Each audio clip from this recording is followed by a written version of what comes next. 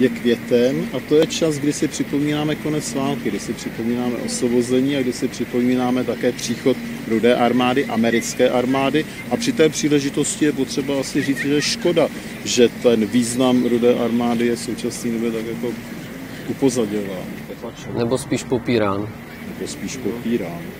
A vzhledem třeba k těm ztrátám, které obě armády utrpěly, je popírán právem, jak to vychází?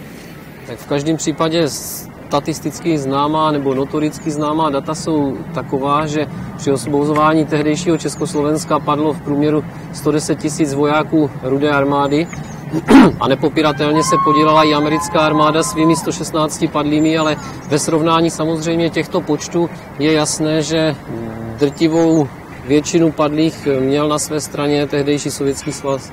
Měli bychom na to pamatovat. A co můžeme říct o zásluhách americké armády? Protože ty jsou nepopiratelné také, ale kladné i záporné. No, já bych asi nepopírala nějaké zásluhy americké armády, nicméně, co mě osobně zaráží, tak je skutečnost, že bombardovali Prahu a během 5 minut na Prahu spadlo nějakých 152 tun bomb, jo, což znamenalo, že zahynulo nějakých 701 lidí a zhruba nějakých 2 500 domů bylo zničeno. Údajně si spletli Prahu s Drážďany, což je takové jako docela zvláštní. Mně osobně se to nechce věřit, že došlo k takovému omylu. Nicméně další bombardování ze strany Američanů bylo například v městě Plzni, České Budějovice, v Chebu. Jo. Bylo to průmyslová města, která dle mého názoru bombardovali zcela záměrně. Takže na jednu stranu tady máme nějaké zásluhy americké armády, na druhou stranu je tady skutečnost, že tady cíleně bombardovali a záměrně ničili to, co nám po druhé světové válce ještě zbylo, aby následně z toho mohli ekonomicky těžit. Což bohužel... Doplnil to, že člověk to musí vidět vlastně minimálně ze 2 úhlů pohledu. Jedno je to lidské hledisko, kdy prostě ten padlý, ať je na straně Američanů nebo tehdejšího Sovětského svazu Rudé armády, tak tomu je naprosto jedno, jestli jich padlo 116 nebo 110 000 a tyhle ty zásluhy nelze upírat. A pak je to hledisko politické a tam se obávám, že tak jako říkám, že na obou stranách byly určité nedorazy politické a podobně, tak toto si myslím, že byl bohužel čin, který měl naznačit něco do budoucna. Ano, tak to určitě na tom se shodneme. A stejně tak bych řekl, že asi se teda můžeme pobavit, a otázka je, jestli se shodneme, pobavit o tom, jestli vlastně měla česká společnost, nebo tehdy československá, možnost a povinnost k tomu bránit. Byli jsme obsazeni a museli jsme být osvobozováni. Měli jsme se bránit vlastně dříve, než došlo k obsazení? To je otázka asi na vojáka.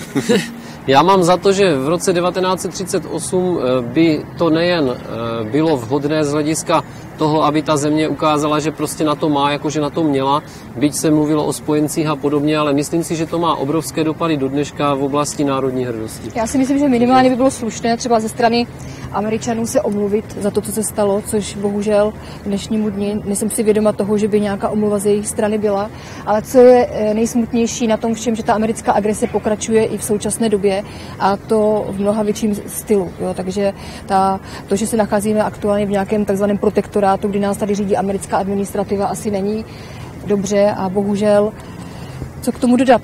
Dodat k tomu asi to, vlastně jakým způsobem by se na to zřejmě dívali ti, kteří ke konci války zasáhli do těch osvobozovacích bojů, ti povstalci v Praze a v jiných městech. Oni vystoupili se zbraněmi v ruce, aby dokončili to, co tedy tak nepříznivě ovlivňovalo naší zem. A já bych řekl, že tady vlastně můžeme vidět trošičku i souvislost s národní domobranou, která vlastně se snaží zabránit včas něčemu, než to začne. Myslíte si, že takhle je to možné chápat?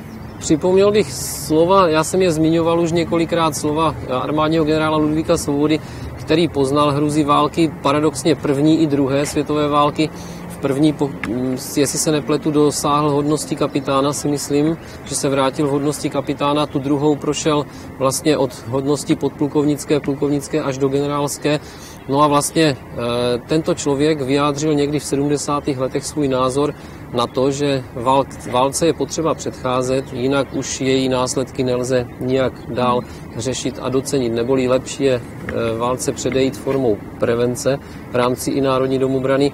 A samozřejmě nepodaří se to, je na řadě něco podobného, jako se odehrálo v květnu 1945. Ano, a já bych řekl, že tady je přesně to samé, ta analogie pokračuje, je zapotřebí tomu nebezpečí a riziku, které nás ohrožuje, zabránit cestou domobrany, zabránit dřív, než se skutečně stane realitou. Ale ještě bych se vrátil k těm zajímavým politickým konsekvencím. Loni byl u nás veliký pokřik, protože prezident jako jediný evropský státník si dovolil jet na oslavu do Moskvy, na oslavu Dne vítězství. Co si myslíte o letošku? Měl by jet? Je to únosné?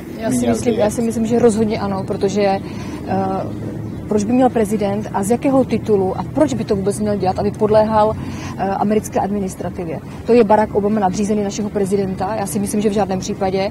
A naše hlava státu je naše hlava státu a je čistě na něm, jakým způsobem se k určitým záležitostem postaví.